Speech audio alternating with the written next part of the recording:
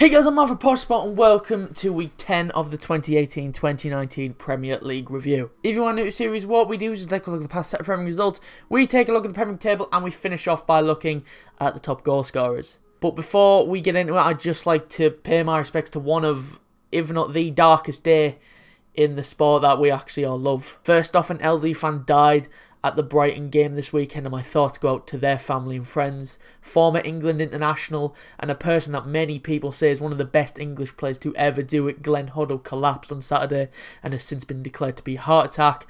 We're still waiting on how well he is, but it's said to be serious, but he is responding well to the medication they've given him at hospital, and we hope he makes a speedy recovery. And the one you've all heard of, after the Leicester match on Saturday, a helicopter crashed at the King Power Stadium and was carrying the Leicester City owner Vichai Sivaduna. I'm sorry if I've mispronounced that, as I've just copied the way Gary Lineker said it.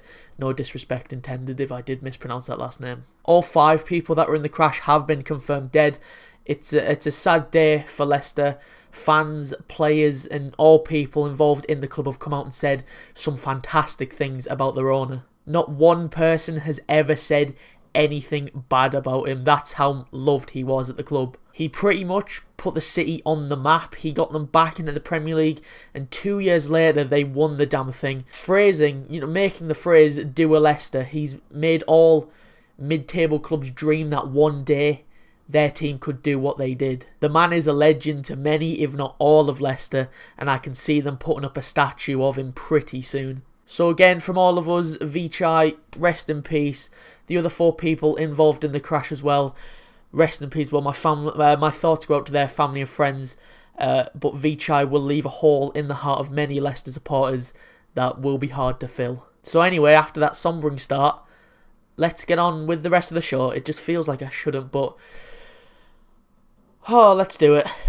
So here is the past set of Premier League results. These games were played on Saturday the 27th, Sunday the 28th and Monday the 29th of October 2018. Also next to the games are their times in this video, so if you want to hear about a specific game, just go to the time next to the match and you will skip out all the other crap. But without further ado, let's get into our first match. We're going to start with Leicester versus West Ham. West Ham took the lead on the half-hour mark when Fabian Balbuena got his first goal for the Irons. It was coming for West Ham as they were the better side for the opening spell, and as a free kick was dinked into the box, it was then cushioned back across goal by Declan Rice to Balbuena. His first header bounced off of the post, but it comes straight back to him, and he made no mistake with the rebound. Leicester's defence were really poor here though. They were just all stood still.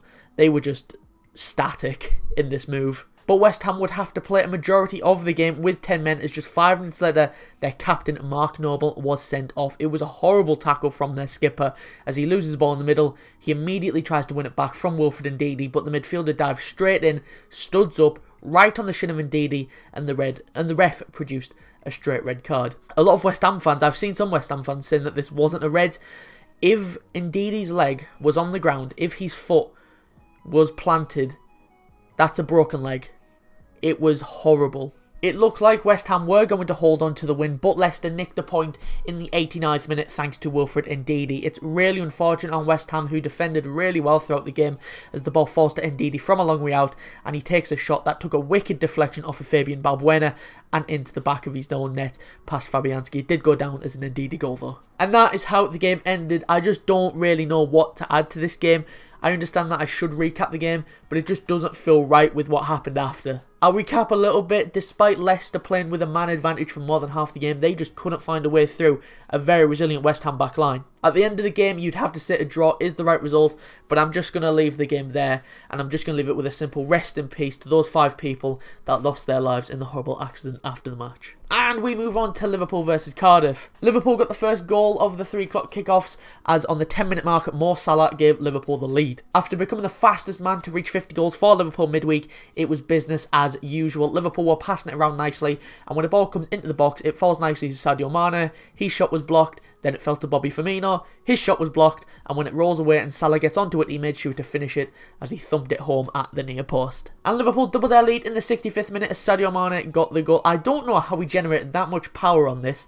Firmino does well to play the ball back to the edge of the box to Mane. A gaggle of Cardiff players then surround him. He looks like he loses the ball twice, but does well to come away with it, knock the ball into the bit of space, and absolutely smash one back across goal and into the back of the net. But Cardiff would pull a goal back and became the first team to score at Anfield in the league since February. It was pretty unlucky for Van Dijk as the ball was put in low. It takes a little nick off of the Dutch captain.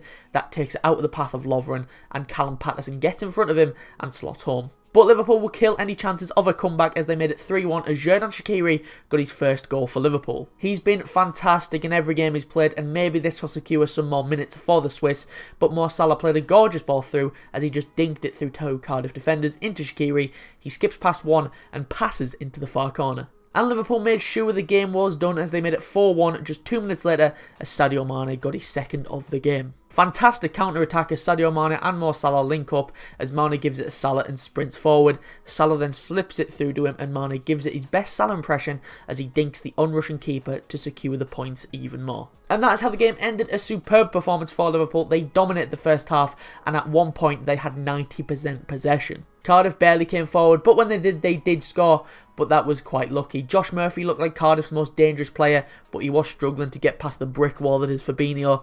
Shaqiri looked great after coming off of the bench. Fabinho looked solid in his first league start for Liverpool, and Salah and Mane are linking up well just like last season. Liverpool have been criticised of not putting away teams, and it looked like it was going to be like that again, but 2 goals in 2 minutes did just that as Liverpool secured the comfortable win. And we move on to Burnley versus Chelsea. Chelsea took the lead in the 22nd minute as Alvaro Morata poked the visitors in front. It had been coming, and Ross Barkley continuing his refound form this season as he slid a great ball through to Morata, who was just about onside, and the Spaniard toe-poked the ball past Joe Hart and into the back of the net. And Chelsea doubled their lead in the 57th minute as Barkley went from assister to scorer. It's a brilliant strike from Barkley as he was played through by N'Golo Kante, and he hits it from about 25 yards out, left-footed, clean as you like, and it nestles into the bottom corner. And Chelsea wrapped the game up just 5 minutes later as Willian made it 3-0 to Chelsea. The Burnley defence guilty of just backing off, and Willian made them pay for it as the Brazilian cuts in from the left-hand side, shifts the ball onto his right foot, and curls one past Joe Hart into the bottom corner. And Chelsea added a fourth in the 92nd minute as Ruben Loftus-Cheek put the cherry on top of a delicious cake. After scoring a hat-trick midweek in the Europa League, he was in the hunt for more goals, and it came from a corner that Marcus Alonso backheeled into the path of the midfielder, who bundled it past Joe Hart thanks to a little deflection. And that's how the game ended. A fantastic performance from Chelsea, despite not having their star man Eden Hazard in the team. Sarri's side were without the Belgian man as he was out with a back injury, but they showed that they can just sweep teams aside without him as they put 4 past Burnley. Burnley never threatened Chelsea and spent most of the game chasing shadows as Chelsea made sure that they kept up with the other 2 teams at the top. And we move on to Crystal Palace versus Arsenal. It looked like it was going to be goalless at the break, but Palace got the perfect chance to take the lead with one of the last kicks of the first 45 as they were given a penalty. A corner was swung in, James Tompkins completely airs the ball, Kiyada is going to collect it with his back to goal, and Mustafi just dives in. Really daft penalty to give away that, and Mustafi again not cover himself in any glory. Up stepped Mr. Reliable for Palace, and after missing one last week, he wouldn't do it again this week as Luka Milivojevic sent Bernd Leno the wrong way and slotted home for Palace's first home goal of the season. But Arsenal levelled it up 5 minutes into the second half when Granit Xhaka scored a belter. It's just simply sensational, this goal. A free kick in a wide position thanks to a silly challenge from Milivojevic. There was no need to give it away. A majority of people would only look to cross from this angle, but not Xhaka, who rifled one as clean as a whistle into the far top corner. Hennessy did get a hand to it, but it wasn't enough as the power on it just took it past the Welsh giant. And Arsenal took the lead just 3 minutes later as Pierre Aubameyang completed the turnaround for Arsenal. A corner whipped in from the right hand side for Arsenal. It goes all the way through the back post for Aubameyang, who shoots from a tight angle. He's off celebrating. The Palace players get it away, and after a few seconds, the ref's watch goes off and goal line technology gave the goal. Bit of controversy in this one as Lacazette's hand was up in the air, and I think he did make contact with it. And then obviously it's a blatant handball. But honestly, okay, of all the replays I've seen, I still can't get a clear picture on whether it touched his hand. I'm going to say it did, because unless the corner had a mad bit of curl on it, then he's got to flick that on. But honestly, if you could send me a video or a picture where it's clear that it does touch his hand, I'd appreciate that, because I still haven't seen one. All the replays that they were showing on the game, for me, I couldn't see it. It just looked like the corner was mad curl. And Palace would get another fantastic chance to score as they were given a penalty in the 82nd minute. Wilfried Zaha is coming into the box. Granit Xhaka goes in. He leaves the leg straight out. Zaha feels some connection, goes down like a sack of spuds, and the ref points to the spot. Is it a dive? Is there a slight contact and he's just threw himself to the ground? He has threw himself to the ground.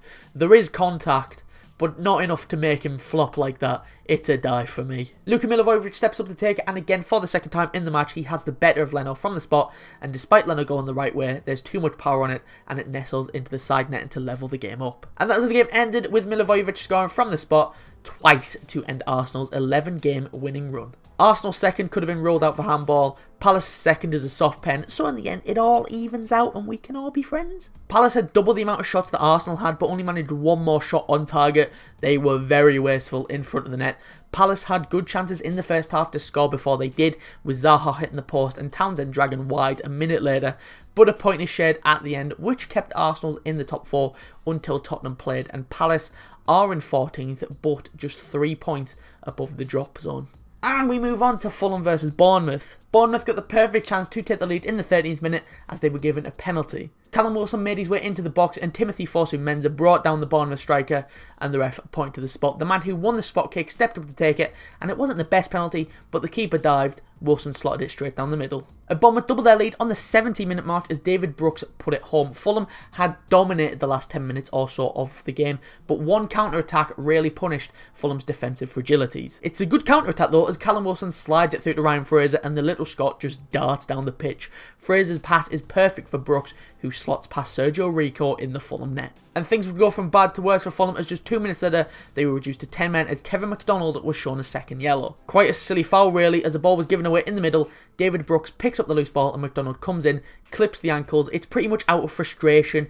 He just brought him down. The ref showed him a second yellow and he was off. And Bournemouth would make the man advantage count as they made it 3-0 in the 85th minute as Callum Wilson got his second of the match. Another great ball by Ryan Fraser as he came through the middle of the pitch.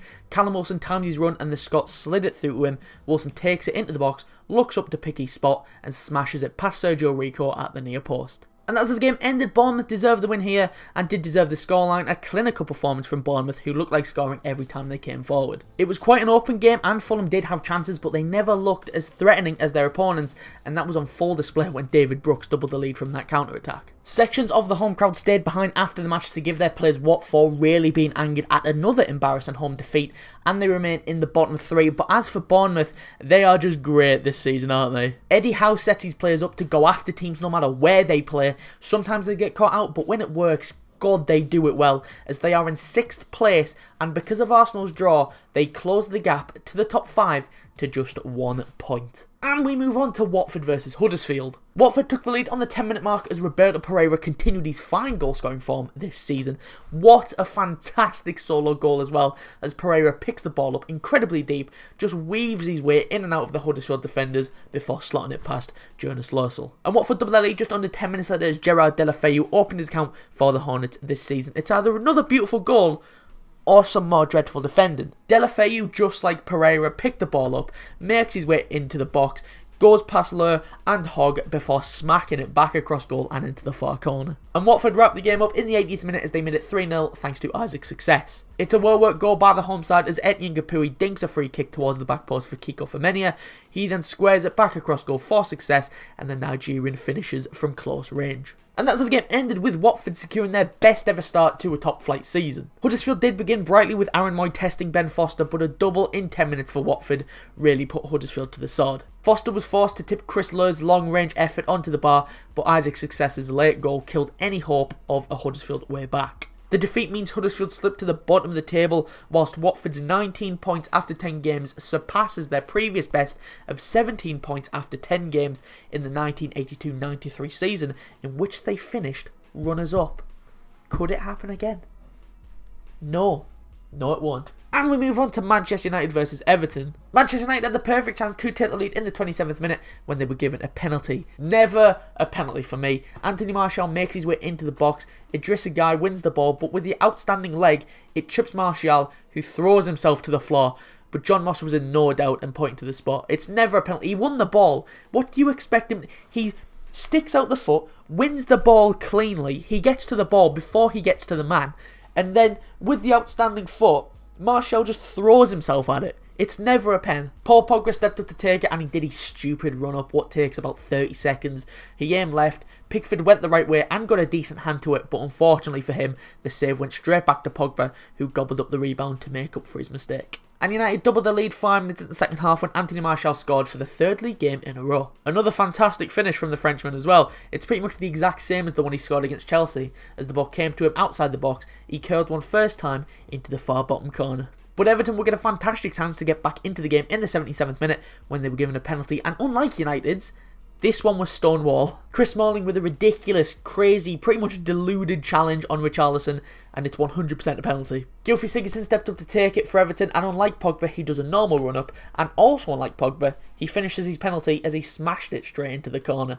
David De Gea had no chance with that. And as the game ended, Everton had a few good chances in this game as Bernard hit the side net after doing the difficult work of going around De Gea. De Gea also sharply saved an effort from Richarlison, and despite Everton pulling one back 12 minutes from time, United were able to hold on to their lead. Even at this early stage of the season, United can't really afford to drop any more points if they want to catch up with the pack. I'm sure pretty much all United fans will tell you so far, it's been a woeful season for them. United dropped Lukaku for this match against his former club and looked better in the midfield. With Fred and Matic in the holding roles, Pogba was just allowed to roam free in the creative areas. Martial played well in this game and could have had more goals, but his 4th goal in 3 league games was enough to secure the win for Man United. And we move on to Tottenham versus Manchester City. It didn't take long for this one to get going as only 6 minutes into the match, Man City took the lead through Riyad Mahrez. This one is all about Raheem Sterling and Kieran Trippier. Trippier misjudges a header and that allows Sterling to dart down the left hand side. He makes his way to the byline. Trippier needs to stand him up and make him work,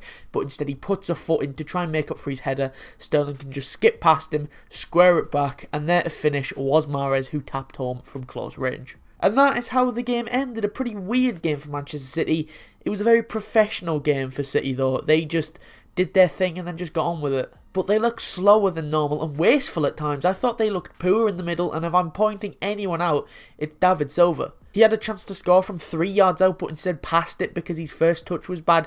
He could have easily scored that. But for some reason he passed again. Also during the match there was passes that he should have made but just chose not to, and took a bit too long to release the ball for me. It was a very weird game. He didn't have a bad game, but he just looked off the mark. Tottenham had massive chances to level it up as Kane went close twice, and in the second half Eric Lamela wasted a golden chance as he fired over the bar from about 10 yards out when he had pretty much the entire goal to aim at. A win over a top 6 team will always be welcome at City though, no matter how hard they had to dig in to keep it, as they kept their unbeaten run alive in the Premier League as we move into double figures. And we move on to Brighton versus Wolves. Brighton took the lead just after half-time, and who else is it going to be? The man, the myth, the legend, Glenn Murray, and after going off on a stretcher last week, he came back this week to bag his 100th goal for Brighton. What a man! Came from a throw-in that finds its way into the box. It drops to Bruno, who scuffs his shot horribly, but they're reacting sharply to turn it goalwards was the Merman. Welcome to the 100 Club, Glenn Murray. Love him!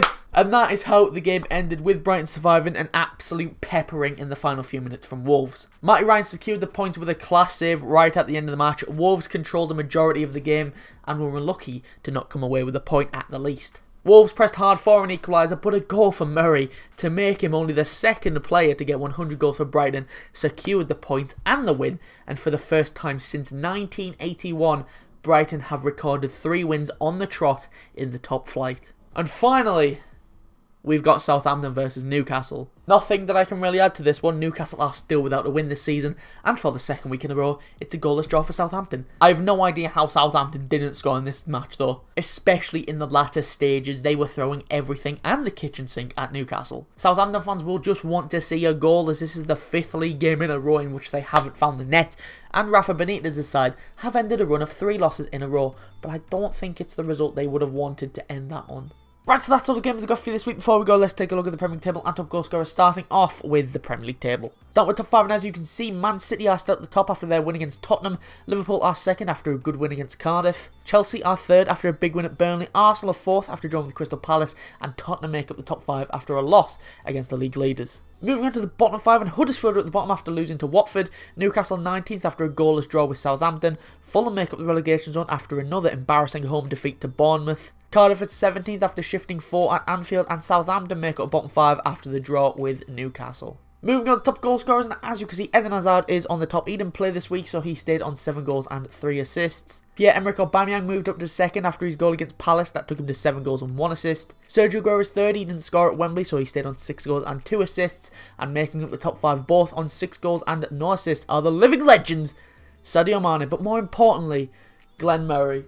Glenn Murray, what a man. Right, so that's good for this week. If you did enjoy the show, leave a like and subscribe, and I'll be back next Tuesday at 4 PM for the next episode of the Premier League review. To stay up to date about when we go live, I'll upload a video. It would be best to follow us on Twitter. The link to that is in the description, or it's at portionofsport_. If you missed last week's episode, that'll be popping on your screen now, along with a link to the channel so you can subscribe. But anyway, thanks for watching. Be sure to leave a like and subscribe if you are new. I've been Mark from our Portion of Sport, and I will see you soon.